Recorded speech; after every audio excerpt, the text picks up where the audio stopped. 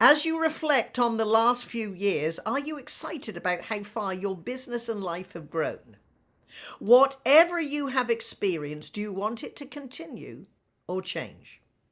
Would you be open to the idea that velocity could help you raise the roof on what you can achieve? As lifelong learners and ambitious professionals, you're in the right place at the right time. Our speaker has helped clients on 6 continents to build high performance sales cultures that have generated incrementally revenues of over $1 billion. He is the author of 5 books, including The Velocity Mindset, the CEO best-selling book, Lead Seller, Get Out the Way, and has been interviewed on numerous TV and radio shows. In 2013 to 14, he was elected the president of the National Speakers Association. When he's not traveling, speaking, consulting, or writing, he is the dad of an incredible 29-year-old daughter who is the light of his life. And in the photograph you're looking at, I think he's smiling at his daughter. He has also been known to tear it up on the golf course, sometimes literally. We have invited him to help us achieve our true desires with the velocity mindset. All the way from Florida, please help me in welcoming speaker, consultant, and huge boss fan, Ron Karr. Thank you, Patricia. I want to say that I thoroughly enjoyed all of your stories this morning and how you were answering that question. And I've yet to find one answer that was not correct. They were all correct. But what I want to do is take you on a journey today. I want to take you on a journey that's going to have you think about where you are now and where you want to be. You remember that one time in your life when you felt on top of the world? That no matter what you did, no matter what you touched, it turned to gold. I have one of those times in my mind, and maybe you too can relate in your life and or your business. It was July 30th, 2013. Philadelphia, the city of brotherly love and the land or the place where the birth of the United States took place. I was standing in the wings of the grand ballroom of the Marriott Hotel waiting to be introduced. The convention chairperson was introducing the convention to the 2,000 professional speakers, authors, and thought leaders. And then I heard this rendition of God Bless America. Land that I love, stand beside her and guide her through the night with the light from above. I have to admit that even as a jaded New Yorker, my eyes missed it over. And then I heard, ladies and gentlemen, please welcome the 40th president of the National Speakers Association, Ron Karr. I took the stage to give my acceptance speech, and those 2,000 thought leaders, professional speakers, and authors leapt to their feet. And I have to admit, I never felt as loved, appreciated, and valued as I did at that moment. I gave my acceptance speech. And then the same 2,000 thought leaders, professional speakers, and authors leapt to their feet with Bruce Springsteen singing in the background. Come on up for the rising. Come on up for the rising tonight. Come on up for the rising. The rising. That's what I want to talk to you about today. You see, when I was standing on that stage, there was a point in my life early on, my teen years, when the idea of me accepting the presidency of the National Speakers Association of Professional Speakers, that wasn't even a pipe dream. You see, I suffered from a speech impediment when I was young. It led to me being mercilessly teased or what I would call bullied. It was an impediment that prevented me from enunciating the letter R. And what I still don't understand to this day is why would somebody name that condition with a word that starts with the letter R? People ask me, Ron, what is it? And I couldn't tell them. It was called rhoticism, or as I can only call it, oticism. Well, and then I also had the dilemma. My brilliant parents also decided to give me the name Ron Karr. So not only was it an impediment, but I couldn't even say my name. That was quite embarrassing. So after a while, I realized there's only one person who could change it. If you don't like the reactions, change your actions. And that was me. And that's when I actually discovered the velocity mindset. When you hear the word velocity, and I'm just going to look in the chat box right now. When you hear the word velocity, what's the first word that comes to your mind? Just type it in. We'll see what the answers are that everybody's coming up with. But I can guarantee you that without even looking at it, people are probably saying speed, forward motion. Harriet wrote, Gordon's got speed, and everybody's doing about something moving forward. And you're absolutely correct. That's part of velocity, but that's not velocity by itself. True velocity is speed with direction. And it's the direction that's so important because that's what keeps us on purpose. The problem is we become a task society. We get so worried about our task list that at the end of the day, we manage to check off every task and we're so happy, but yet we're depressed at the same time because we didn't feel we moved the needle forward. And that's because we were doing tasks that simply weren't germane to our purpose. So when I go back to that young time in my life, I asked myself, what is it you want? What's your direction? And it was very clear. I want to be able to say my name, Ron Karr, without people making fun of me. So I went to the school pathologist. After 45 minutes of her trying to put my tongue in positions that I was never used to, sounds coming out that I couldn't even understand, I stormed out of that room, totally frustrated, with the story in my mind that there's no use and I might as well give up and accept my fate. Well, after a few more months of relentless bullying, I decided that's not the way to go. And I went back to that direction, that end result of living a life where I could say the name Ron Karr. We sought out a speech pathologist in New York, and I went to her. And I said, tell me something. Is this really fixable? And she looked me in the eye and she said, yes, but only if you're willing to do your part. If you only come here once a week, it's not going to change.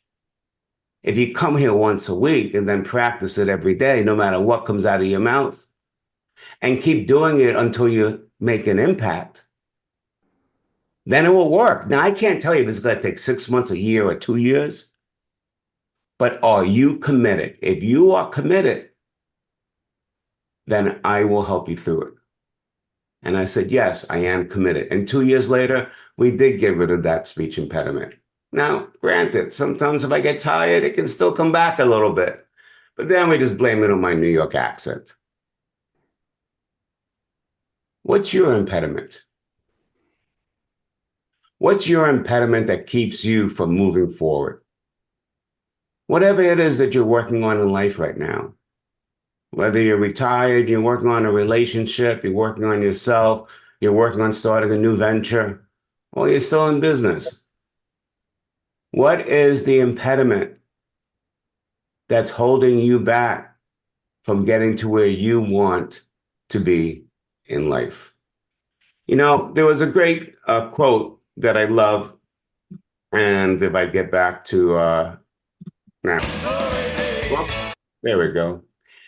Buddha once said, what you are is what you have been, what you will be is what you will do now. His successor, Padmasambhava, went further. He said, if you want to know your past life, look into your present condition.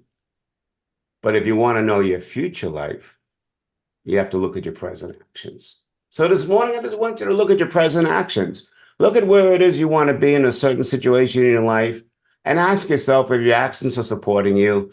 And if they're not, what would you do differently? But for right now, to have that velocity mindset, I want you to get mad about whatever it is you're addressing in life. And mad does not mean anger. By mad is an acronym. I mean, I want you to look at your mindset, your alignment, and your destiny, because those are the three. And Fripp, I will not say things, I promise you. Those are the three areas that you must address if you want to gain velocity in your life. So let's talk about mindset. We've talked about that with people talking about attitude this morning. And for the most part, everybody says you need a good attitude. Attitude is part of mindset. Mindset is who you are, what you think you are, what you think you can do. It's everything that takes into account your past experiences, your biases, your goals, and most importantly, how you're affected by your present situation. Because your present situation can greatly impact your mindset or your attitude. All right. So your mindset drives your actions, basically. And here's the thing we found out in neuroscience. Your mind cannot think of two things at one time. We believe we can, but you can't. You see, we do a lot of multitasking. But multitasking is not doing two things at once. It's doing two things at the same time. But when you're actually doing one specific action on one of those items, it's impossible to do another action at the same exact split second. So there is no such thing as multitasking. The key is, are we focused on what it is we're doing at that time? And do we have the right mindset? I ran into this video right before I took over as president of the National Speakers Association, and I played it in my acceptance speech, and I'd like to play it for you right now. If you're smaller, pack a bigger punch. If they think they've seen it all, prove them wrong. If no one believes in you, believe in yourself even more. This kind of conviction, creativity, and courage is the Mazda way. Creativity, conviction, and courage. Those are great traits to hone if you want to really build up your velocity mindset. I learned that from my mother, Miriam Karr, the late mentor, my mentor, and the late Miriam Karr. And if you're smaller, Susan talked about it pack a bigger when she talked about Israel. Now, the reason Susan talked about my mother at that time, because she knows the story that Miriam fought or the War of Independence, and she commanded a battalion of 2,000 women. And that was before she emigrated to the U.S. in 1950, which time she worked for Golda Meir at the UN and had a full-time job going to NYU and getting her degree in economics. She became a nationally renowned economist, testified before Congress on the top issues of the day that presidents would use to make their decisions. But that's not really what she mentored me about. She mentored me that if you're really focused on what it is you want and you're passionate about it, no one can take that away from you and no one can steer you away from it. You see, she knew one thing about herself. She knew that she could lead and she knew that she could produce. But she was a woman at that time, and women did not hold high positions. She was applying for a job in the 1960s. And she came across this guy that was looking to interview her. And in the interview, he said to her, "Mrs. Karr, you know, you have great credentials, but I'm sorry, this is no place for a woman." She walked out. Yeah, she was defeated a little bit, but it didn't stop her. You see, 30 years later, when she was a senior vice president of Chase Manhattan Bank, and she was at a senior cocktail party for the senior executives, she ran into that guy again. And she forgot his name, so she looked at his name badge and got his name. And he said, "Well, Bill, you remember me?" And he looked at her badge and said, "Miriam, why no?" "Oh, well, let me remind you. 30 years ago, we had an interview. You were interviewing me for this job. And he told me that it wasn't a place for a woman. And she saw on his badge that he was actually 3 rungs lower than her at that point. And she followed up with, I guess you were right. Thank you so much. And she walked away. But it didn't stop there. You see, when you work for a big company, there's always reorganizations. And no matter what you did in the past, you still got to prove yourself valuable going forward. And there was another reorganization, her last reinvention in the early 90s, where they were reorganizing the bank, and she's saying to herself, how do I stay valuable? How do I stay relevant? And she knew that the biggest issue around was the third world debt. Peru and all those countries had so much money with the banks and they couldn't pay it off. So she started a countertrade group, helped them get their products bartered to other countries, and eventually money exchanged hands. And eventually, for every $3 Peru got, $1 went to the bottom line of Chase. Was she valuable? Extremely. She taught me that no matter what happens in life, you can get around it. For the most part. There's some things we can't get around, but for the most part, we can get around it. So when you look at your mindset, this is what stayed with me for the rest of my life. And this is how I guided my life. So my first sales job was selling copiers. It was 1980, and they seduced me into the job. This was the first plain bond copier they had, so no more liquid toner that spilled all over your clothes, if you know what I'm talking about. And it can produce 15 crisp copies a minute. It was perfect. I said, do you have the slicer? It'll come in 6 months. Do you have the collator? It'll come in 6 months. So all I have is this one copier to do 15 crisp copies. Yeah. So I go into my first account and I said, hey, do you have a copy there? They go, yeah, it's the big machine on the 3rd floor. And I said, well, I got a great new invention. She goes, great. Can it collate? Nope. Can it duplicate? Nope. We'll come back when it can. Well, after 2 months of having that door hit me in the butt too many times, I decided to have a board meeting. You see, sometimes to gain velocity, you need to stop. You need to pause. You need to reevaluate the direction and make sure your tasks support that direction. So the board meeting was me, myself, and I. And where do you go for a board meeting in New Jersey? You go to the local diner. And I sat down and I asked myself, what's going on? No one's having a conversation with me. What's the conversation you're having? I'm talking about copiers. And what happens? They refer to the big machine on the 3rd floor. I can't compete. Maybe you change the conversation. All right, what does a copier do? Well, it's communication. Maybe you talk about communications. I go on my next call and I said to the office manager, would you agree with me that a copier is nothing more than a communication vehicle? She said, absolutely. I said, when it comes to that, what are your 3 biggest issues? It was like she was on the couch and I was the therapist. She was saying, can we talk? And then all of a sudden, she's telling me how Jack or Sally on the 1st floor have to make one single copy. They get up, they walk all the way to the staircase, they stop and chit-chat, they get up to the 3rd floor. They're waiting behind all these huge jobs to make one single copy. They finally get it, they come back, reverse trip, chit-chat, come back. I said, how long does that waste? She goes, 2 hours. I said, what's the total of the wastage? She goes, try 2 full-time employees. I said, how would you like them back? She goes, how are you going to get them back? And I said, ma'am, I'm not here to compete with that big machine on the 3rd floor. Keep it. It's great. I'm here to give you one machine on every floor for those single jobs. So Sally and Tina can get up and get those copies done in 5 minutes and back to the desk, and you have your 2 full-time employees back. I sold 3 machines that day. The only thing that changed was my conversation. The only thing that changed was me refocusing on what that outcome was and realizing the task that I was doing, the conversation before, it didn't work, and how can I change it? So, mindset, conviction, and courage.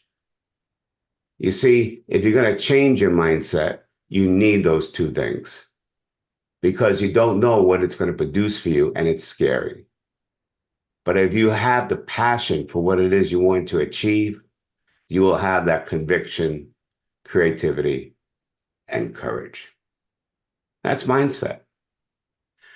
Now I want to talk about alignment. And if we can, I'd like to highlight, if we can, Craig and Doug for this portion. I've asked these two gentlemen to help me, and I have one little technical issue. I'm just going to stop sharing my screen for a second so I can see the people on here, because I am not seeing it while I'm sharing my screen for some reason. Anyway, could we highlight Craig and Doug, please? And as we're doing that, I want to share this with you on alignment, but now I need to share my screen again. Okay. In the psychology of selling, there's a hormone. It's called cortisol. Now, look, some of you are not selling. Some of you are retired. I get it. Some of you just don't sell. That's fine. But in a sense, we all sell. If you don't think you're selling, replace it with the word influence, okay? We're all influencing other people to accept our ideas or whatever. Cortisol is the stress or fight hormone, and we all have it. You don't get rid of it. But the question is, are you managing it to the point where it doesn't stop you and slow down your velocity? So if you look at the cortisol levels, if you go on the right side with 0 to 2, it's kind of engaging you, but not really. It's not motivating you or demotivating you. So you may be listening, you may not be listening. If you get the cortisol to a 3 to 5 level, that's pure engagement. People are excited, they're engaged in the conversation, and they want to get going. 6 to 7, some doubts start coming into their minds. It starts taking their attention away. And 10 to 8, they want to flee. Either they don't have time, what you're talking about doesn't make sense to them, or they don't believe you, or they don't trust you. Whatever it is, they're out of there. Maybe not physically, but mentally, they checked out.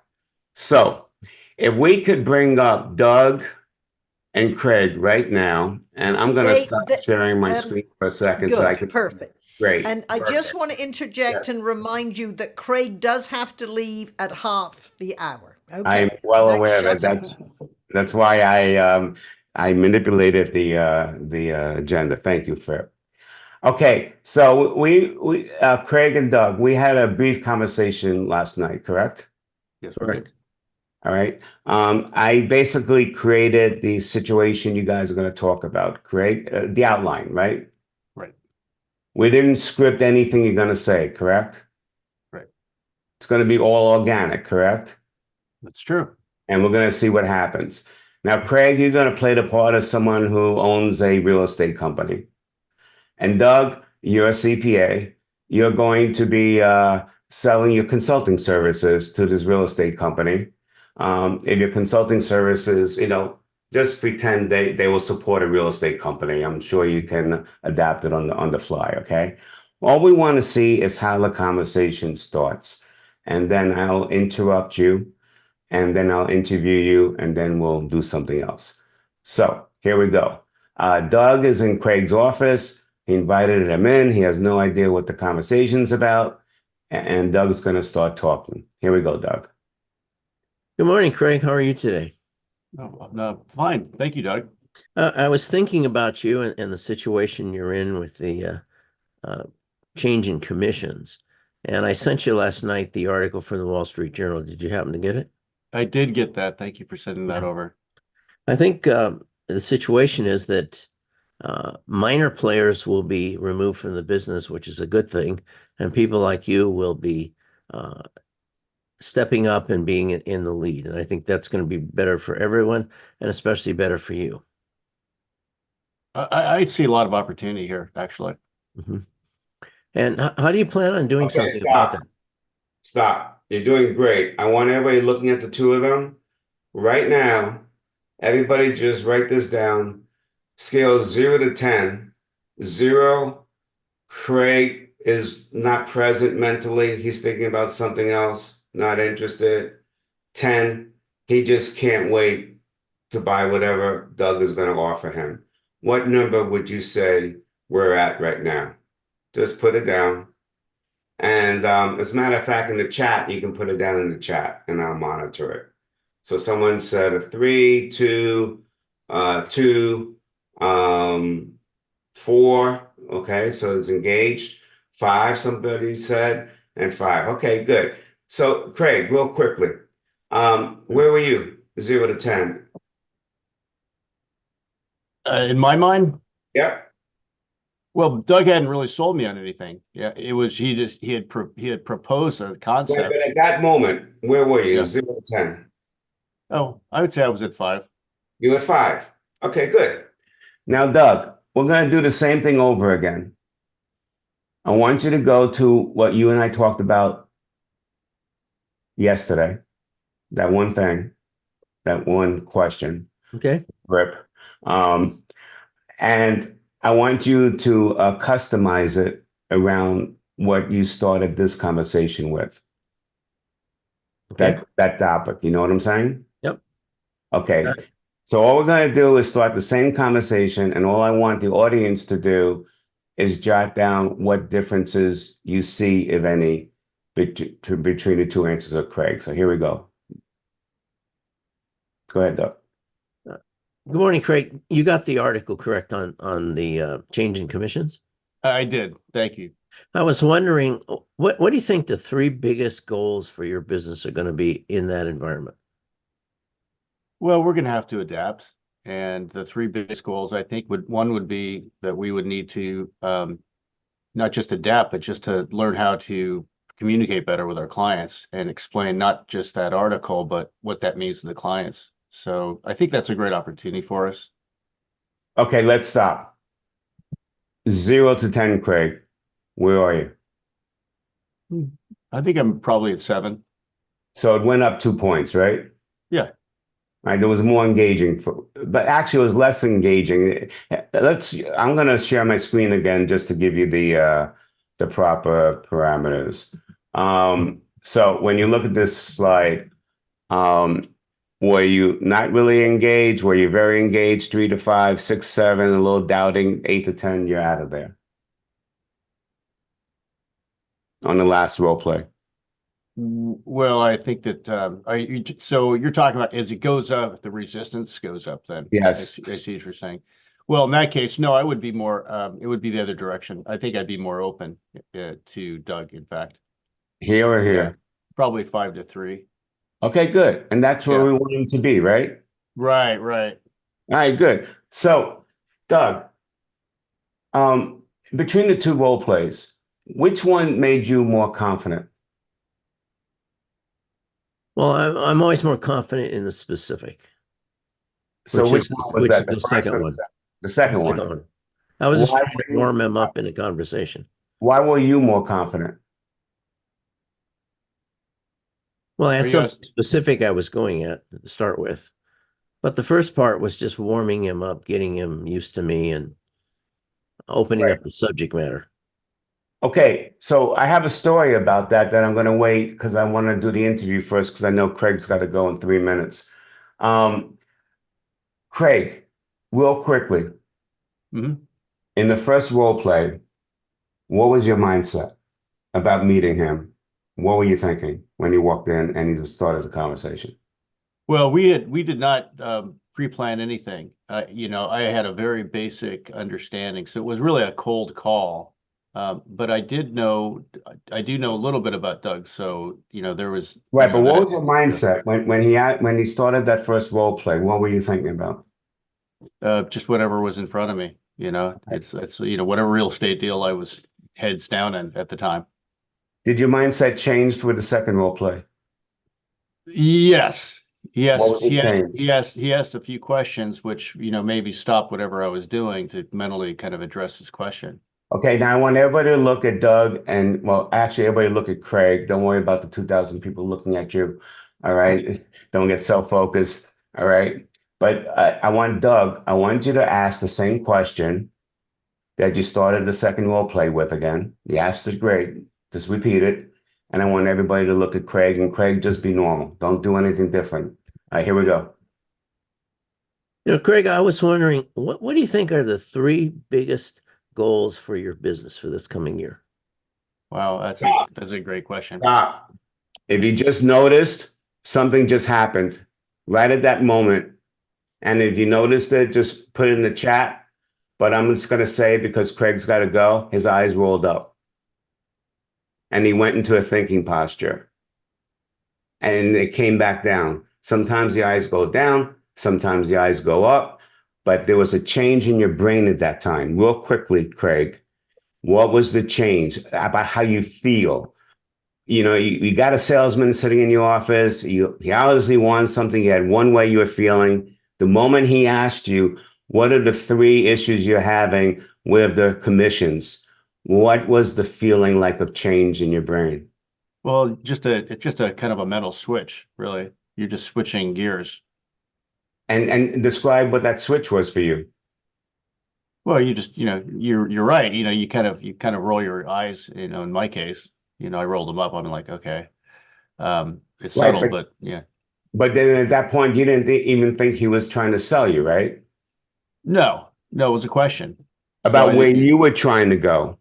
right. And that got your attention, right? Yes. So what happens is, now when he asked you the second role play about what are the three biggest issues, do you start trusting him? Yeah, it would be a trusting. Well, Yeah, you had to, because you wouldn't give him any information, right? right. But you felt safe because it was about you and where you were going, not about what he wanted to do with you. That's correct. So the trust started building, and then did you feel better about the conversation after that? Well, yeah, it's about you, or Yeah. about me in this case. Yeah, so the dopamine, and you feel good. So the dopamine rides with the oxytocin. That's the end of the neuroscience lesson. That's basically how the hormones go. But the point is that what happened in this situation is we switched one thing.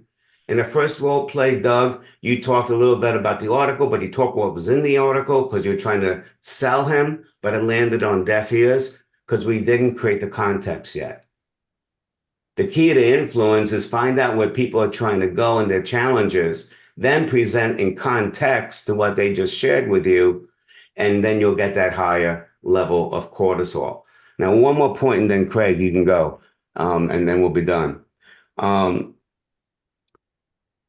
There's one step we have to work on before we even have the conversation. We have to ground ourselves into what the conversation should be. We have to remind ourselves what the outcome of that conversation is that we want, and to make sure that our task. So, for example, if someone's trying to sell something and they say, hey, I got my first call in a 5-call sales cycle. I said, great. What are you looking to do? I want to close the deal. Well, that's not a valid goal because you can't close it on the first call. So all you're going to do is trial close and speak, and you're not going to find out valuable information. The appropriate goal would be to qualify the account, and both of you determine a path forward. All right. Craig, you can stay if you want, but I know you got to go, so I'll let you go whenever you want. You fulfilled what we wanted. Everybody, please give him a big round of applause for his participation, and for Doug. Thank you so much for doing this. I greatly appreciate it. So now, let me share this story with you. Edward Jones, who is a big national brokerage house, brought me in, and they knew their numbers. They knew that it took them 5 calls to get a new investor on board, and they wanted to reduce it.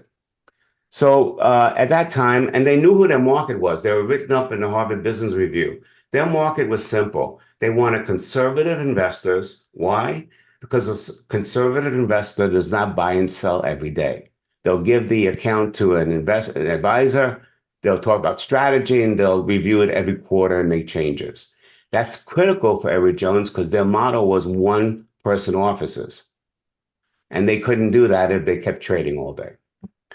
So I went into the field outside Chicago to see what they were doing in the conversations. And, because they wanted conservative investors, a big demographic was the retiree market for them. So we knocked on this nice house, and we walked in, a beautiful couple. And you see the pictures of the kids, the grandkids, and all that. And it was outside Chicago. You see bear stuff, Chicago Bears. It took the guy I was with 12 minutes before he got into something of substance with the couple. And they were a polite Midwestern couple, and I can see them uncomfortable rolling their eyes like, what are you doing here? Now, if you start with the how, the stocks and bonds, they're not even going to listen to you because they already have somebody. But we have to start with the what, the outcomes. So I took the guy after we left. I said, look, cut the 12-minute chit chat to 1 or 2 minutes. And then ask this question. I know you probably have an advisor already, and that's not the reason I'm here about stocks and bonds. I'm here about your future. Can you tell me what the 3 most important things you need your money to provide for you in the future are? And all of a sudden, they got into different conversations. And you may ask yourself, well, Ron, how fast can this really work in a conversation? Well, they had a group in there taking a class. These were 4 to 7 year veterans. And they asked me to close it one day with an hour of what I talked about. At 11 o'clock that night, I get a call from one of the people that were in the audience. He says, I'm sorry to wake you up. I have to talk to you. I said, what's wrong? He goes, nothing. But I called up 2 accounts I was trying to close, both widows, both with $100,000. One I'm speaking to for 6 months and one for 3 months, and I couldn't close them. So what did you do? I called them up and I said, look, I've been remiss. I failed to ask you the most important question. Do you mind if I do? And they said, what? And he said, when it's all said and done, what are the 3 things you want your money to provide for you? He closed one of those people that night with a commitment for their funds. And the other one, he got another appointment. That's how fast it is. And the point that I'm trying to get at with the cortisol, it's not just what you say. It's not even just what you ask. It's what you do before the conversation to make sure you're in the right mindset so that you can have the proper alignment by asking the right questions so that you can present what it is you have to offer in context that'll be heard with immense power. So the third part that we want to talk about after alignment is the part of, and just take off the black screen, destiny. What is destiny? Now, in the book, The Velocity Mindset, that's actually the first part of the book. I put it at the end for the talk. A, it makes an acronym mad. And B, I'm ending with what I think is probably one of the most important things. If you don't have a goal or a clear end result identified before you start doing anything, then all roads will get you there. I mean, if you're at Newark Airport and you're looking to come down to Florida to visit me, and you ask the pilot where we're going, and he goes, wherever the winds take us, would you stay on that plane? And the answer is no. But what do pilots do? They start with the end in sight. They start with the end in sight, and they work their way backwards to pick 2 or 3 waypoints. So they know that when they're flying over those cities, that they're on their way. Then they factor in all the potential obstacles like storms and winds, and they come up with a flight plan that gets them there in the safest and fastest way possible. But it all starts with the destiny, the end result that you and the person you're trying to influence have a shared destiny. When you can get that going, influence becomes much easier.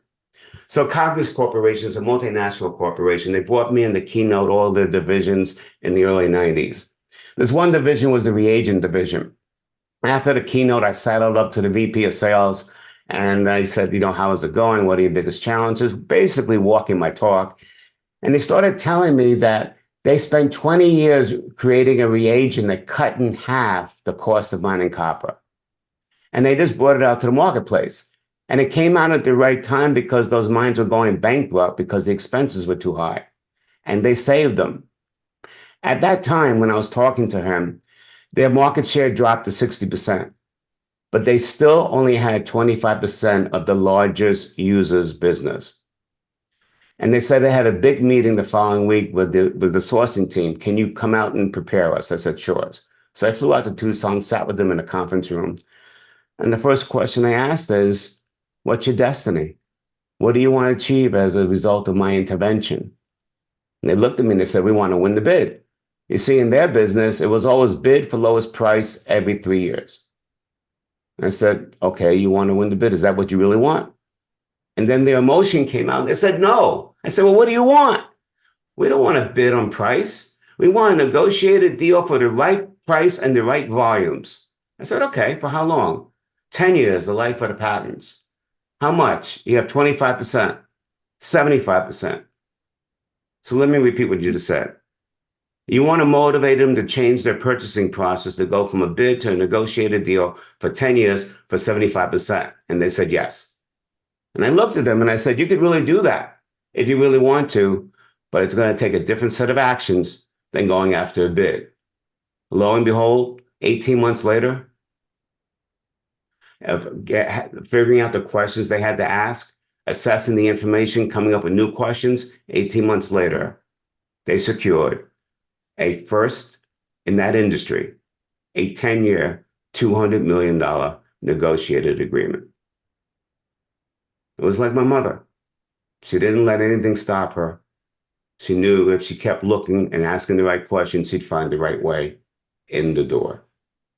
You know, I was speaking for Wind Supply Company, which is a national distributor. And it was right at the time of the pandemic where all the goods and services were not coming in on time and the store shelves were empty.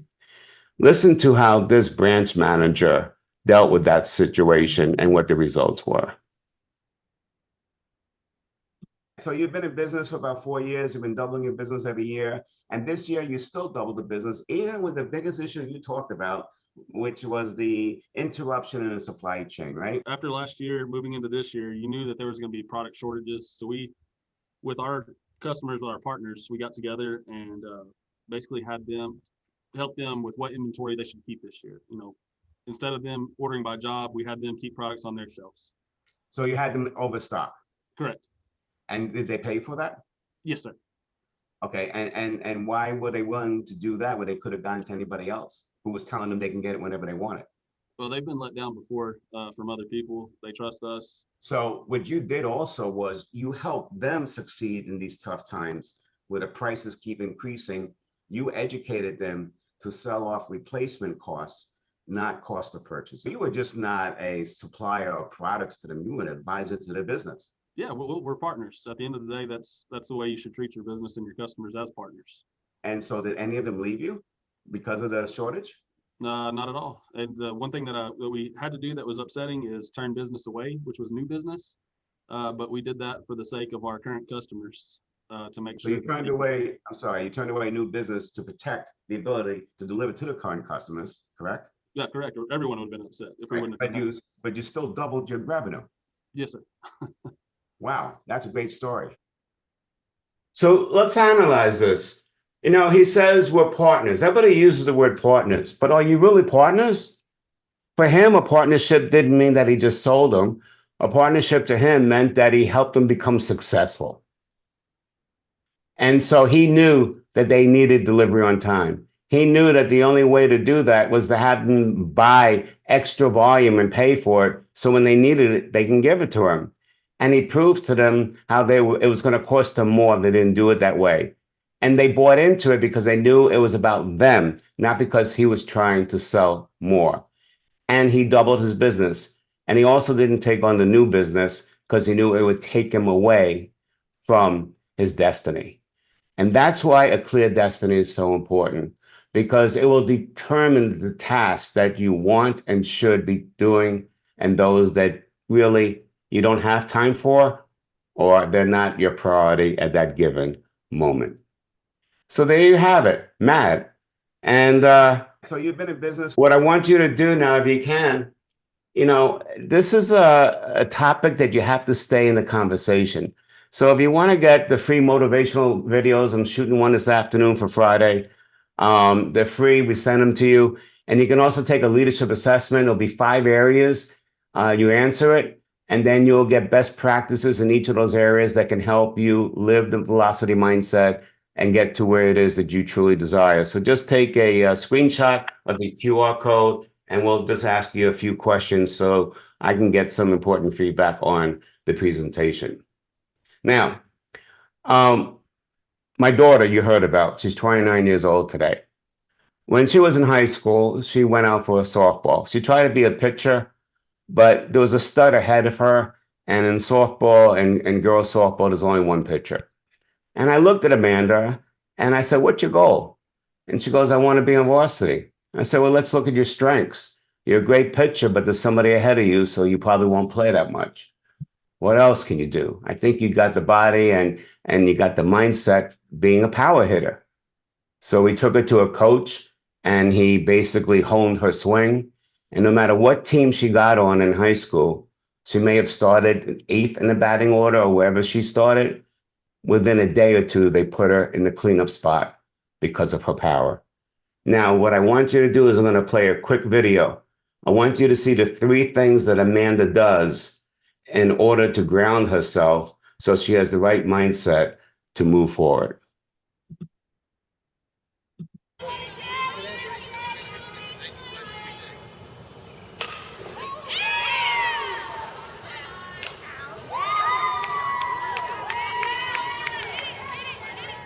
How would you like that to be your competition?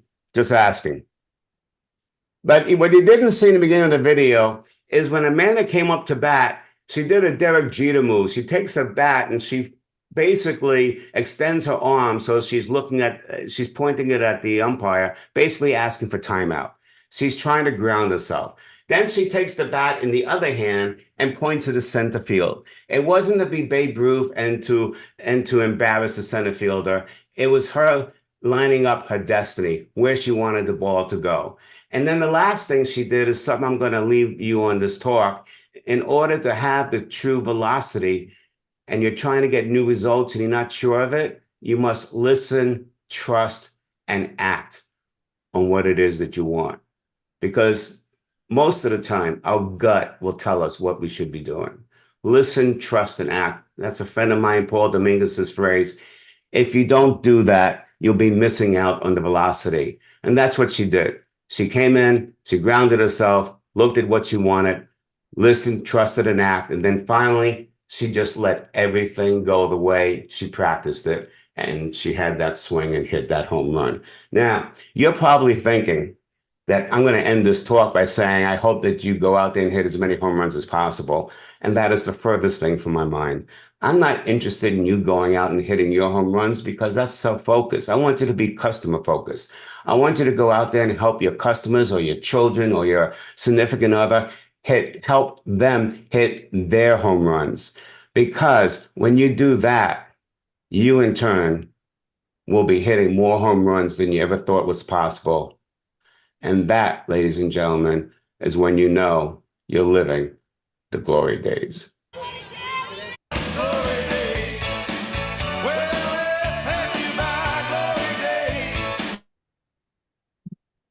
And that is my presentation. And now I just got to turn off the music. There we go. Janice is meeting manager. You can take the questions if you like, or I will. Up to you. Meeting manager makes the choice. I think I will take the questions, and I think I'll start with my own question. Thank you very much, since no one else's hand is raised. And I see that Claudette Good O'Neill is here. Welcome, Claudette. We're happy to see you here today. Ron, love that presentation. You probably don't know or don't recall that when you came to NSA NC in January of 2013 or 14? 14.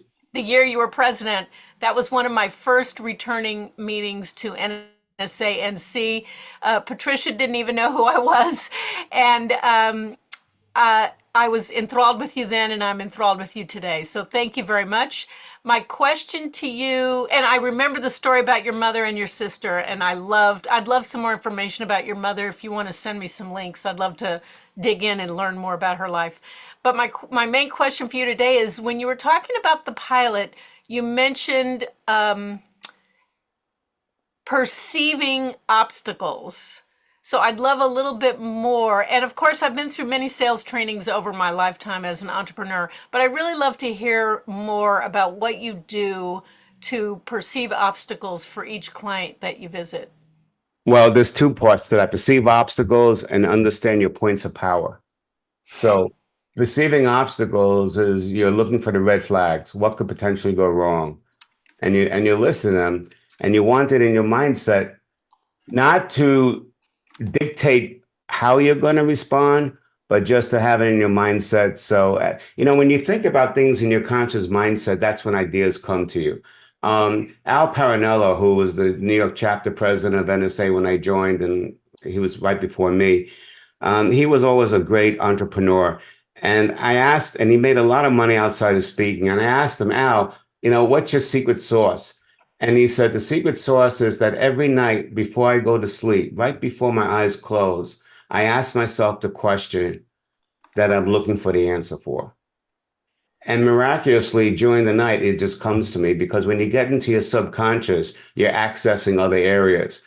And I'll either wake up and document it, or the next morning I get it.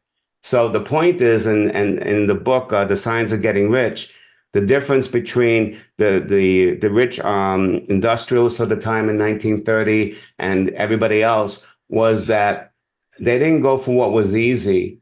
They went for things they didn't have the answers for, but they were the only ones that were comfortable not having the answers, because they knew if they kept it going in the conscious mindset, they'll get the answers.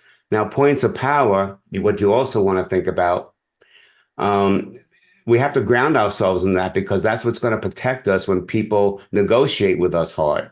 So a point of power could be, let's suppose I'm selling myself as a speaker, and I was referred in by another meeting planner and their friends, and the topic is of interest, but my fee is too high. And they said, we never paid someone that much money, and blah, blah, blah, blah. So all of a sudden, my mindset could be negatively impacted by saying, oh, they're never going to pay it, they're never going to be doing that, and I'm creating a story. We all create stories based on whatever anybody says or does. The good news is that the story is not serving you well, you can change it because you're the author. All right? So, I had that story about the fee, and I said, well, wait a minute, what are your points of power? Well, the points of power is I got referred by one of her friends who she trusts. Point of power. What else? The topics of real interest. Point of power. What else? This is exactly what they need, because these are the 3 goals they're after, and this is what's going to help them get it. Point of power. All of a sudden, I'm getting more confident on how I can sell that for the higher fee, and it leads to a different set of actions than if I was just in that negative mindset where there's no way they're going to buy it because of the fee. Thank you. Thank you so much. Patricia Fripp has her hand raised, and then Janelle Barlow. Thank you. I would like to acknowledge that our 2 members from England came in late, but they're here. Derek Arden, who is showing you where I often visit him in England. And Paul Coleman, of course, our expert on money laundering, not doing it, but investigating it. Good. And I just wrote down my points of power. That is immediately what I'm going to start doing, because all my tech clients are telling me they don't have as much money as they used to. Okay. My question is really, when people call me, because I teach my clients, begin talking about them before you. What irritates me, I pick up the phone and people say, how are you today? And I always respond, busy, specifically, what can I do for you? Now, what if you or you were coaching someone who was going to call me, what would you tell them to say next? Well, I would probably say, Patricia, you said you're busy and I value your time. I have a really important question. Do you have a minute for me just to ask you that question right now, or do you want to reschedule? I would probably say, well, get to the point. What's the question? Good. Right. And the question is, Patricia, you're a professional speaker and you've been doing it for a long time. Where are you trying to take your business this year? And what do you perceive are your 3 biggest challenges? I'd probably say none of your damn business. It's like people always saying, do you want, do you want 300 more prospects this year? No, I got enough clients that are going to keep Right, me but busy. but they Yeah. were telling you a solution without you Yeah. even saying that was an issue. Right. I have yet to have someone say to me on the phone or in person, it's none of your damn business. You Now, haven't called some of the people I've called. Yeah. now, Yeah. does it mean that they all answer it? No. Yeah. But all you have to do then is just change how you position it. So I could even position it to make it softer. I'd say, Patricia, I value your time. And the last thing I want to do is talk about something that has no value to you. In order for this to be a valuable conversation, can I ask you an important question? And then I would say, Begrudgingly, I will say yes for your right, exercise. and that's all I can expect from Yeah, someone okay. like you, because that's the way you're going to do it. And what you're doing is what I did when I was in sales. I had to go to the sales training and I was like 150% a quota and I kept saying no. And I had to go and I was sitting like this going, come on, teach me something.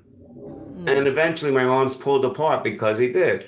Because he was talking about me and where I was going. He wasn't just talking about theory and saying, do this. I believed him. I trusted him. And when all those things start falling into place, your guard comes down and you start participating. Well, I tell you what would work better for me is if someone called and said, Patricia, we haven't had the pleasure of meeting yet. I know you're very well respected in the speaking industry. Now you've sucked up to me. I know you know who you're calling. Because when people say, how are you, or the same, one of my frippicisms, if you sound the same as everybody else, you have no value. I never say, how are you? No, good. Situation. Good. Make sure everyone you train never says. Well, for example, your email that you send, the first line is the most, besides your name, the subject line is the most important in real estate. Yeah. Your name is the second most important in real estate. And your third most important in real estate is the first line. And imagine you're scanning it to see if you're going to keep it open. Yeah. And the first line is, oh, it was so great to have that great conversation with you today. And you're going, oh, imagine Patricia, they're going, she's already disconnected because he lost her attention. But what if Rip was a meeting planner? Mm-hmm. And my first line was, the goal of many meeting planners like you is to put on stimulating programs that are valuable to your members, and yet they all make the same mistake. Now, Fripp wants to know what the mistake is. And I'm going to mention the next line what the mistake is. And then I'm going to say, if you'd like to know more, let's have a conversation, and I'll be more than happy to share it with you. Mm. That's how you get about where they're going without asking them. You know what a common issue is? Now, that concept I've always done, but it actually got honed for me by the guy that wrote the Challenger Sale. Because I've been helping my clients get huge contracts and big ones. I didn't realize I was doing that. And I was upset because I could have written that book, but he had the great name for it. So challenge your customers and your clients, because people that are willing to challenge their clients actually build more trust than just trying to sell anything just to get the deal.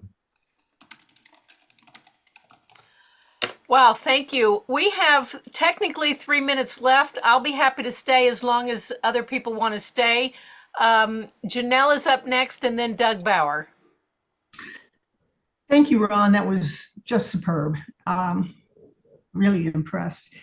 The thing that I noticed about all of these interactions that you create is that you are really good at asking questions. And I've been reading this book called The Question is the Answer. And I think I've mentioned it before, and I would highly recommend that book to everyone.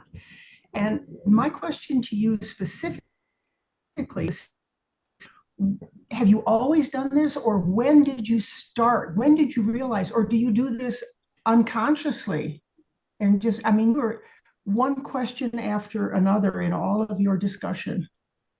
Well, as a child of a father who was in the Holocaust, in a Siberian camp for 2 years with torture and all the other stuff, you know, he had a lot of love for my brother and I, but like other Holocaust survivors, he didn't really know his emotions were all screwed up from what he went through. So there was a lot of verbal and physical abuse, not sexual.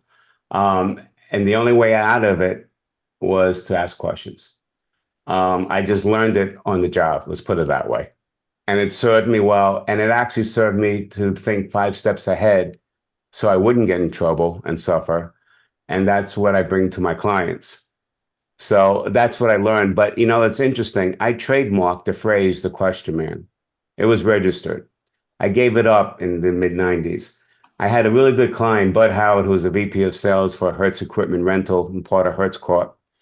And I said, Bud, you hired me for 3 years in a row. Would you be kind enough to give me a video testimonial on the question man? He goes, sure. 12 takes later, he kept calling me the answer man. I said, Bud, it's the question man. and this was his answer. I know you ask questions, but from your questions come my answers. My brain's not wired that way. The point is, you'll get better answers and a pathway to where you want to go if you just ask the right questions than say anything about yourself. So that's where I learned it, and that's how I honed it. And you still do it consciously now? Unconsciously. Unconsciously. It comes out. It's perfect. Thank you. Thank you so much, Janelle. Up next is Doug Bauer. Thank you, Ron. I appreciate the conversation. The setup for the thing was I was not allowed to ask what are the 3 biggest goals for your business until you went to the second phase.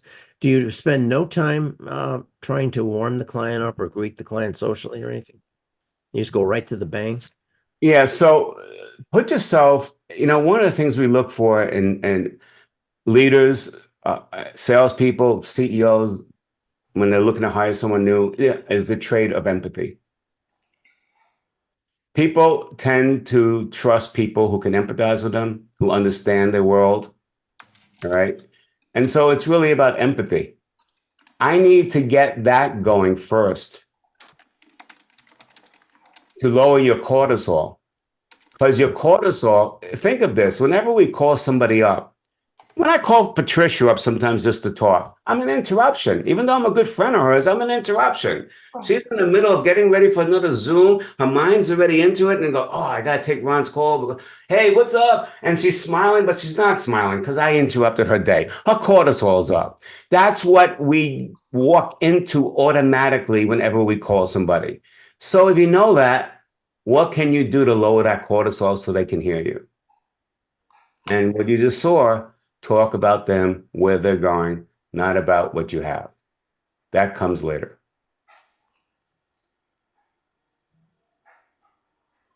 Thank you. Who else has a question? I can see everyone is enthralled, so we'll keep going. Derek Arden, welcome from across the pond. Do you have any questions or comments for our guest, Ron Karr? You need to unmute, my dear friend. Well, my first question is, when did you change your clocks?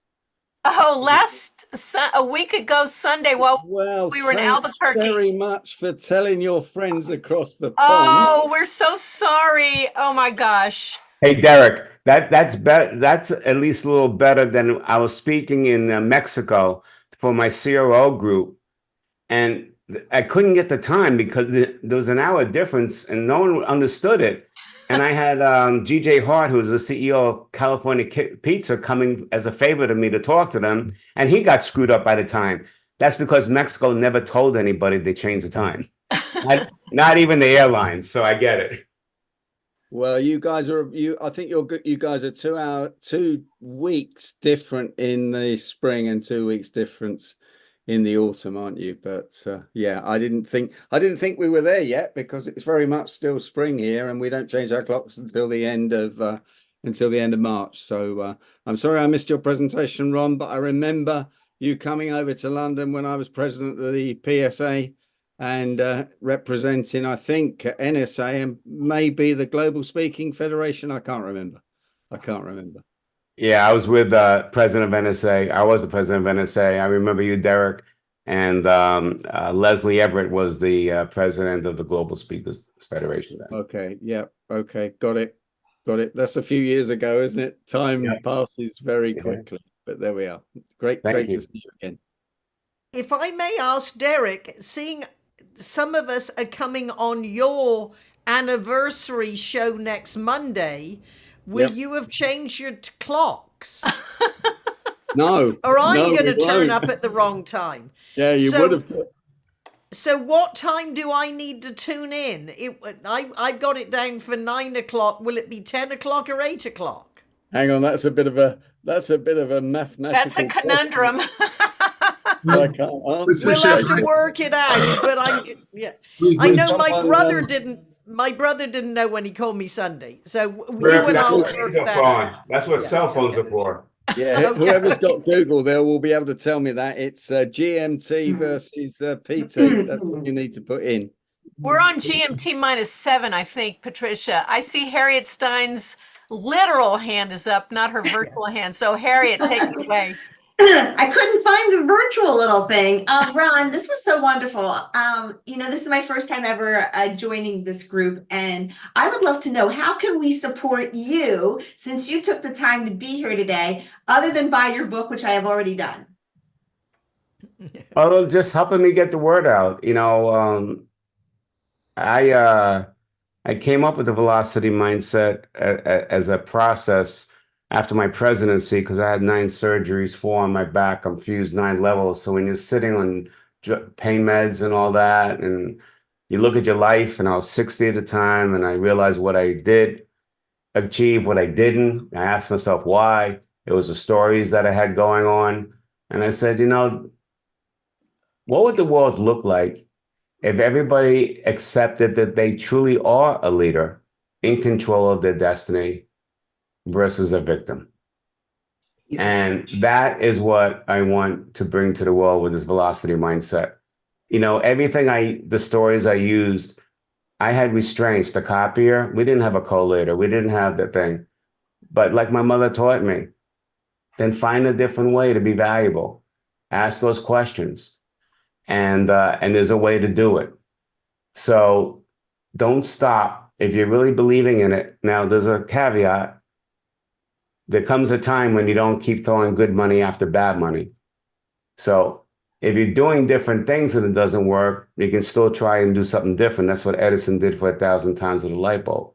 But if you're tricking yourself and just doing the same thing over and over, then move on to something else, because you're just wasting time and money.